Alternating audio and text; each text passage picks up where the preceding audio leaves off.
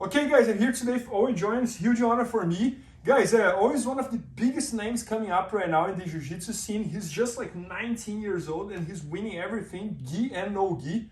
And he's already qualified for the ADCC next year. And one of his best moves that he's gonna show us some stuff here is the reverse close guard. And I was fascinated by the stuff we were showing you. Yes. And that's so different, so... Yeah, it's a little bit of like an obscure position, but it's very effective. So we're going to go over some of the entries and submission and sweep options we have from there. No, that's awesome. I can't wait to see. Yeah, so guys, Owen's going to show us here how to do the perfect reverse close guard, which is a very unique move that you guys will see a lot in the competition coming up, the next competition. So let's do it, Owen. Alright, so we're going to start in this like K-guard scenario here, where I have the underhook grip on the leg. I'm going elbow deep and I'm getting my knee towards the floor here. So we're going to start to work. I want to get ending up almost the opposite of this reverse closer, like this K-guard, where I have my right leg on the far side and my left leg on the near side here.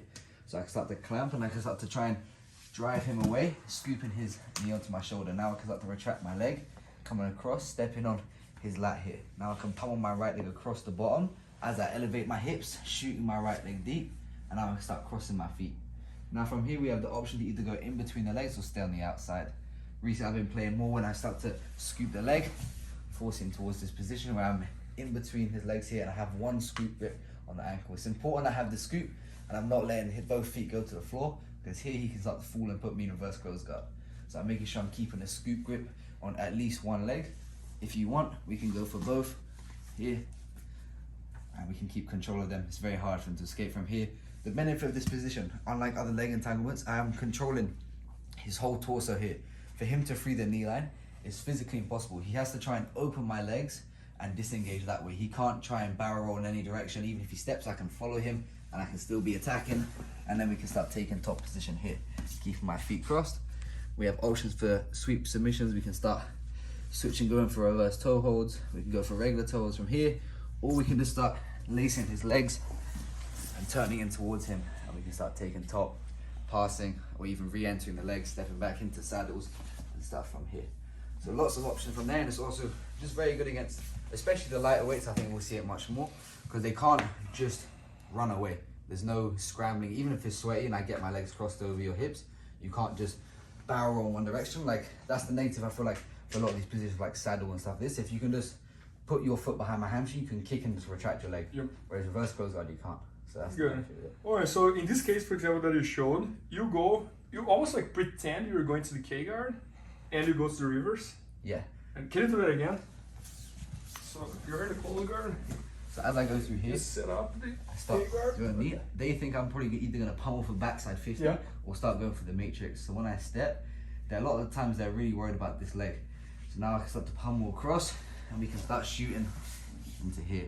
Good. And then also the benefit of this is because now people know that I'm doing it. When I go back to K-guard here, now sometimes they're really worried about me shooting my bottom leg across. Yep. So then they'll start to open this leg more and they'll give me more access to this leg to avoid getting put in reverse close guard. So when I go for more traditional entries, I get deeper on the position because they're so worried about me going for the reverse close guard. Yep. So I can chain them together to get deeper on either. I can either start pummeling for backside 50, and even here I can start abandoning backside 50 and coming into reverse close guard as well. And let me just think here. In this situation here, my reaction, I think, would be to try to do something like try this. To turn in, yeah. So the issue with you trying to, if you try to turn in here, if I control two hands on your toes and I start pulling, there's going to be lots of pressure on your knee. Here. And then also, this is the only reason I don't really like being on the outside too much. If you can stack me if they're bigger, it's not great. You start like twisting my spine. So if I'm in between the middle of the legs, if you try to turn to face me, there's no way. There's no way. Over here I would probably think about something like, but then you follow. Man, it's a problem. I can see. No, that's awesome. And how did you develop that? I think there's a mixture of things. Like I first saw Lachlan Giles doing it, and another guy called Abraham, and I kind of like took ideas that they had. And obviously Jeff Glover, who made up the donkey guard in the first place, where he like jumps back, but his was more like an intermediate position where he would use it. He wouldn't stay there. He would immediately switch off. Like he would jump backwards, catch the legs, and immediately move.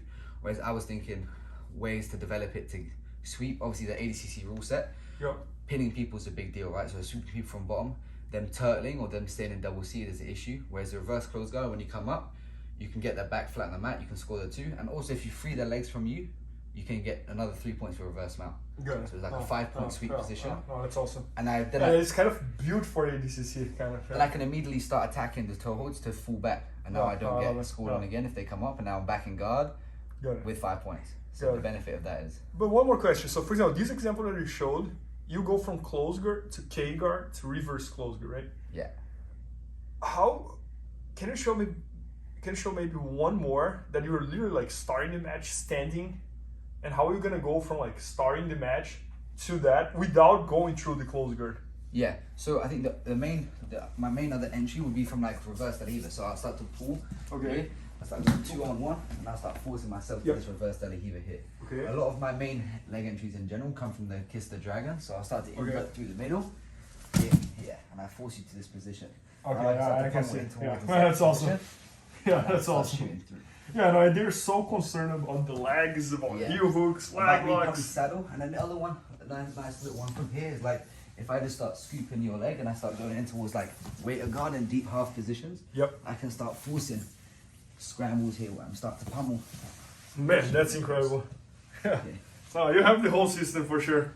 Yeah, there's lots of good entries, especially from other leg entanglements as well. When I'm in like 50-50, there's ways I can switch off from 50-50 to reverse close guard. I can just imagine like how many entries and attacks and counter attacks you have all from that system. I'm excited to see like to develop more as well. I feel like it's still like a new position. I feel like that as well. Yeah, so like even other people have come up with loads of random stuff. Like since training with Craig, he's come up with like ways to escape, ways for me to sweep better. So it's gonna be like and even the full locks that you were showing, that's in the instruction, by the way.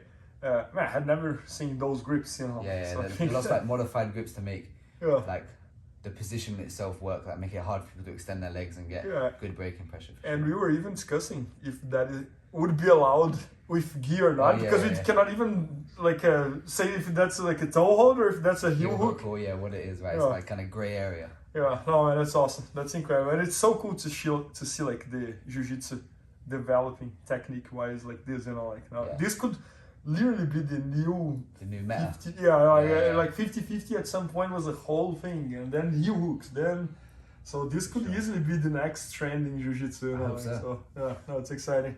No, but anyway, so guys, Owen just shot an entire instruction all about his reverse close guard, which is this new system and pretty much like move that we are talking here. And if you see what he is doing, it's incredible because he has so many entries, so many attacks, so many counter attacks, so many ways to maintain the position when he's there. So it's definitely worth checking out. So make sure to check it out. It's going to be at BJJFanatics.com very soon. Maybe by the time you're watching, it's already there. And thanks so much. I appreciate it. Thank you very much. Thank you. Please help me out to grow my YouTube channel. Just click subscribe. And to watch more videos, just click under see more videos. I hope you enjoyed. BJJFanatics.com. Use the promo code YouTubeFaria to get 10% off any instructional video. Improve your jiu-jitsu faster.